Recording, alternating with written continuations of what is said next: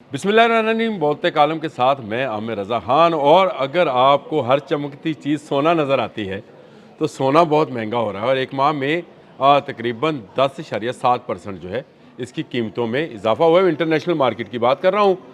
लेकिन अगर मैं आपको ये कहूँ कि सोने से भी ज़्यादा एक और धात की मांग में जो इजाफा है वो तकरीबन 3 गुना ज़्यादा हुआ है, तो कैसी बात होगी। जी हाँ, बिल्कुल सोने से भी महंगी एक और धात है, इस पर भी बात कर लेते हैं और मैं आपको बताता हूँ कि मुस्तकबिल की सरमायाकारी कहाँ करनी चाहिए। कोई मैं सुनार नहीं हूँ, गोल्ड स्मिथ नहीं हूँ, कोई मैं जिसको बोलते हैं कि सोने का कारोबार और स्टॉक एक्सचेंज का बंदा नहीं हूँ, लेकिन इसके बावजूद जो इंटरनेशनल मार्केट ट्रेंड्स हैं वो क्यों इस तरफ जा रहे हैं। देखिए, सबसे पहली बात तो ये है कि दुनिया में जितनी अनरेस्टनेस होगी उतना ही जो है धातों के ऊपर लोगों का इन्हिसार ज़्यादा होता चला जाएगा। देखिए, सबसे पहली बात तो यह है कि इस्लाम भी ये कहता है कि जो कारोबार है वो धातों पर यानी दरहम और दिनार पर होना चाहिए, यानी दरहम सोना और दिनार चांदी के ऊपर जो है कारोबार होना चाहिए।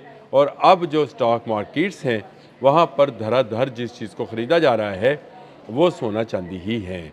और ये सोना चांदी के मबैन जो है एक मुसाबकती समझे कि एक इस तरह का मुकाबलाबाजी जारी है जिसमें एक मुल्क जो है अगर सोना ख़रीदता है तो दूसरा मुल्क उसमें ज़्यादा सरमायाकारी कर रहा है। उसके बाद कुछ ट्रेंड्स इस तरह के भी हैं कि चीन इस वक्त सबसे ज़्यादा इन धातों को, इन कीमती धातों को जिनको सोना और चांदी कहा जाता है, उनको ख़रीद रहा है। और ख़रीदने की वजह यह है कि आने वाला उसका साल चाइनीज़ न्यू ईयर जो है फरवरी मार्च के दरमियान में कहीं पे आता है, उनका नया साल।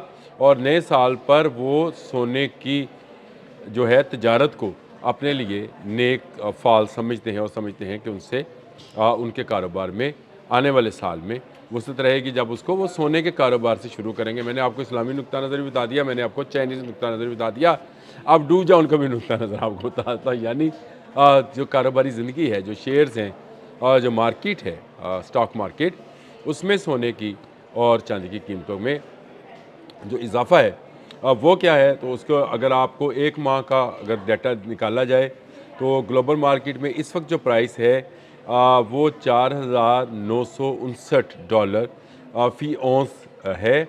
और ये अगर मतलब आप इसको इस तरह से समझें कि इसमें जो इजाफा है, मैंने जिस तरह से आपको बताया कि इसमें सोने में एक माह के अंदर 10.6% इजाफा हुआ है। पाकिस्तान में क्योंकि तोलों का हिसाब चलता है कि जी जेवर जो बनते हैं जी हमारे यहाँ पे सोना एज एन ए जो उसको कहते हैं कि प्रॉपर्टी नहीं रखा जाता है। सोना किसी सरमाए के तौर पे नहीं रखा जाता है, सोना नुमाइश और ज़बाइश के तौर पे रखा जाता है यानी जेवरात बनाए जाते हैं। तो फिर उसमें तोला आ जाता है तो कहते हैं कि 5 लाख के करीब जो है वो पहुँच गया। वो मुझे इससे गर्ज नहीं है कितने में पहुँच गया, लेकिन सिर्फ 10% अप ट्रेंड जो है सोना इस वक्त दिखा रहा है। लेकिन इसके मुकाबले में जो आपको ज़्यादा नफ़ा दे सकती है वो चांदी है। जी हाँ, मैंने अभी ज़िक्र किया कि सोना और चांदी ही दो दातें हैं, दरहम और दिनार ही दो दातें हैं जिन पर कहा गया है कि इसी पर तजारत आनी है और इसी पर आनी है। अभी आप ज़हन में रखें कि इस वक्त ग्लोबल मार्केट में जो चांदी है वो $99 फ़ी औंस है, जो गुज़िश्ता माह के मुकाबले में यानी दिसंबर के मुकाबले में इसमें 37.7% इजाफा हुआ। 10.7 सोने पे, 37.7 चांदी पे। तो जो सरमायाकार हैं वो चांदी पर ज़्यादा नज़रें टिकाए बैठे हैं। ऐसा क्यों है ना? सवाल है ना। लेकिन चांदी जो है ये भी एक ना सिर्फ कीमती धात है बल्कि ये मुख्तलिफ़ जो अनवा की पुर्ज़ें हैं उनमें भी इस्तेमाल की जाती है। और चांदी का इस्तेमाल जो है वो अब बढ़ता चला जा रहा है।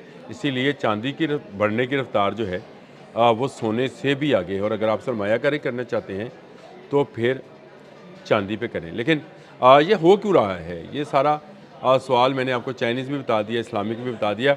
लेकिन मैंने आपसे कहा था कि मैं आपको स्टॉक मार्केट में बताऊंगा कि होता क्या है जब अनरेस्टनेस हो। जब एक तरफ अमेरिका ऐलान कर रहा हो तो वेनेजुएला पर जो है हुकूमत अपनी बनाने जा रहा है, जब वो ऐलान कर रहा हो कि ग्रीनलैंड पर जो है उसकी हुकूमत होगी, जब वो ऐलान कर रहा हो कि ईरान जो है वहाँ रजीम चेंज होगी, तो इसका मतलब ये है कि दुनिया में अनरेस्टनेस होने जा रही है।